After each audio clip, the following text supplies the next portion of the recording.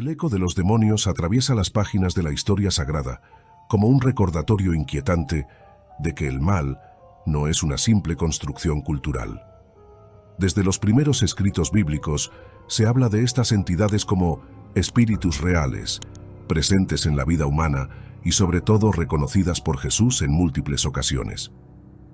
Lo sorprendente es que, mientras en la antigüedad se hablaba abiertamente de ellos, hoy son silenciados en los púlpitos como si su sola mención incomodara demasiado. Ese silencio ya es, en sí mismo, una señal poderosa. El Antiguo Testamento menciona a los demonios de distintas formas, unas veces como espíritus malignos, otras como príncipes de tinieblas, como ocurre en el relato del profeta Daniel. El Nuevo Testamento, en cambio, multiplica sus apariciones y los nombra con términos precisos como daimonion o espíritus inmundos. El contraste es evidente. La Escritura nunca los presenta como mitos, sino como presencias activas. Sin embargo, ¿de dónde provienen en realidad? Una de las teorías más conocidas afirma que los demonios son ángeles caídos. Esta interpretación parte de la rebelión de Lucifer, aquel ángel de luz que, cegado por su orgullo, arrastró consigo a una tercera parte de los ejércitos celestiales. Desde entonces, estos ángeles rebeldes fueron asociados con la oscuridad y convertidos en enemigos de la humanidad. Jesús mismo, en el Evangelio de Mateo, habla del fuego eterno preparado para el diablo y sus ángeles, confirmando que no caminan solos. Pero este planteamiento abre una pregunta inquietante. Si algunos de esos ángeles caídos están encadenados esperando juicio, como enseñan Pedro y Judas, ¿por qué otros permanecen libres, incluido el mismo Satanás? ¿No resulta paradójico que el instigador principal siga activo mientras otros fueron confinados? Tal vez este enigma esconda una enseñanza profunda. El mal no ha sido eliminado porque su presencia cumple un papel en la prueba y el crecimiento de la fe. Otra interpretación fascinante señala que los demonios serían los espíritus sin cuerpo de los Nefilim, los gigantes mencionados en Génesis, destruidos por el diluvio. Sus almas, al no hallar reposo, habrían quedado errantes, transformadas en fuerzas opresoras. Sin embargo, la idea de que Dios aniquilara su carne pero dejara libre su espíritu parece contradictoria, lo que mantiene vivo el debate. Incluso hay quienes proponen teorías más radicales, como la existencia de razas anteriores a Adán, cuyo fin habría dado origen a estos espíritus.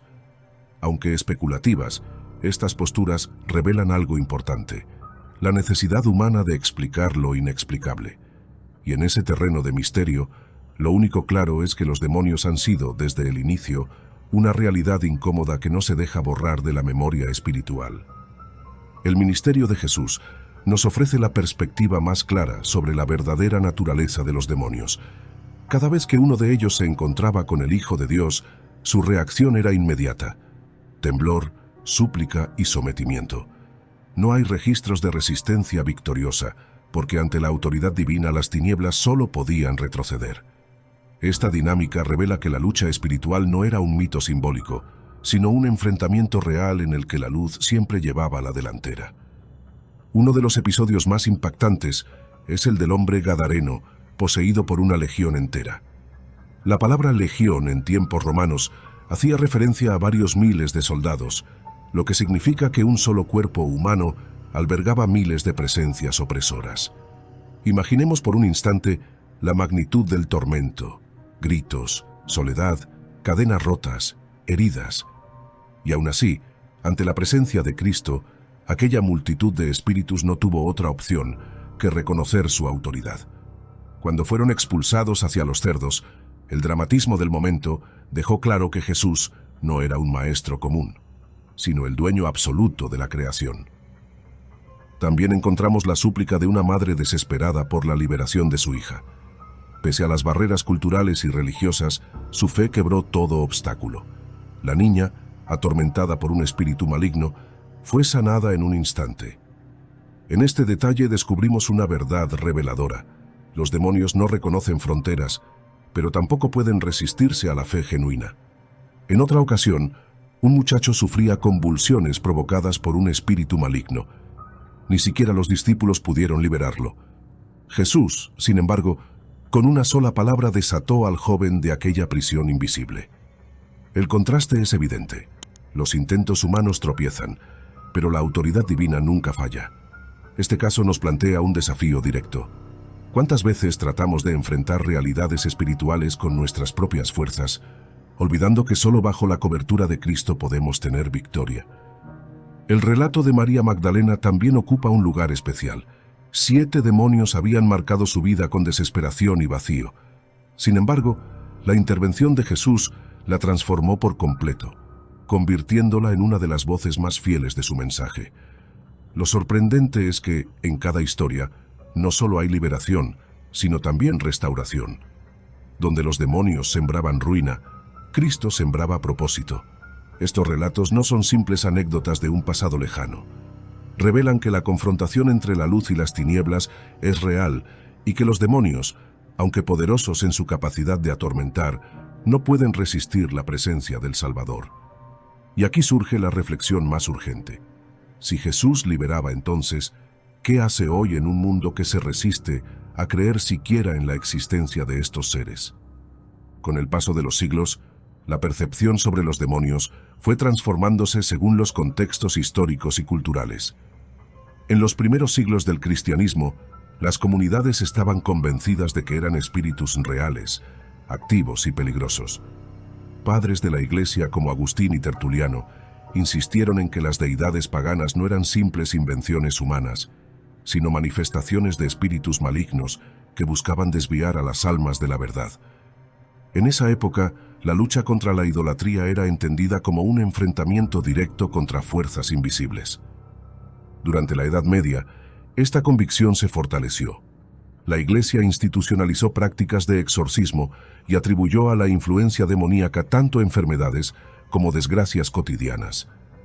Fue en este contexto donde surgieron las cacerías de brujas, alimentadas por el miedo y la superstición. Miles de mujeres fueron acusadas de pactar con el diablo y de ser instrumentos de sus planes. La publicación del famoso Malleus Maleficarum en el siglo XV avivó este fuego, convirtiéndose en un manual que justificaba persecuciones y torturas.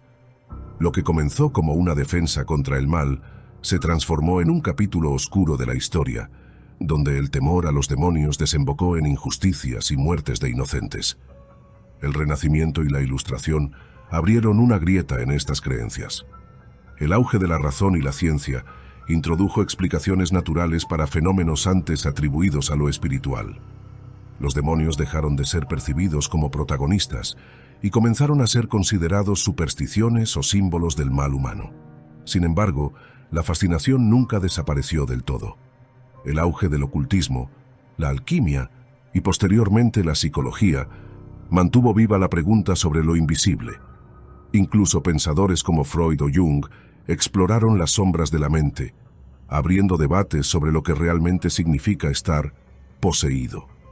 El siglo XX trajo un resurgir inesperado gracias al cine y la cultura popular. Películas como El Exorcista o La Profecía despertaron un miedo colectivo, mostrando escenas tan intensas que algunos espectadores llegaron a desmayarse en las salas.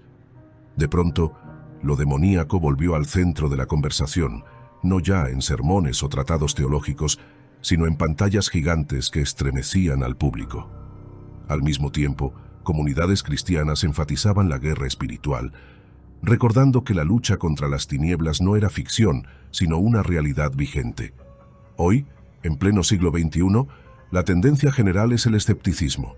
Muchos reducen a los demonios a meros personajes de historias de terror o canciones populares. Sin embargo, esa incredulidad podría ser su mayor victoria. Porque mientras la sociedad los convierte en caricaturas, su influencia continúa operando en silencio. ¿Acaso no vemos señales de confusión, violencia y engaño que desbordan lo meramente humano?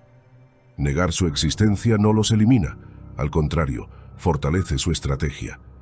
La Escritura advierte que el mayor truco del adversario es convencer al mundo de que no existe, y al observar nuestro presente, parece que esa mentira ha encontrado terreno fértil. Hemos recorrido la inquietante evolución de los demonios a través del tiempo y sus señales en nuestro presente. No olvides suscribirte, activar la campanita, dar like, comentar tu opinión, compartir este video, explorar más contenido y estar atento a lo próximo.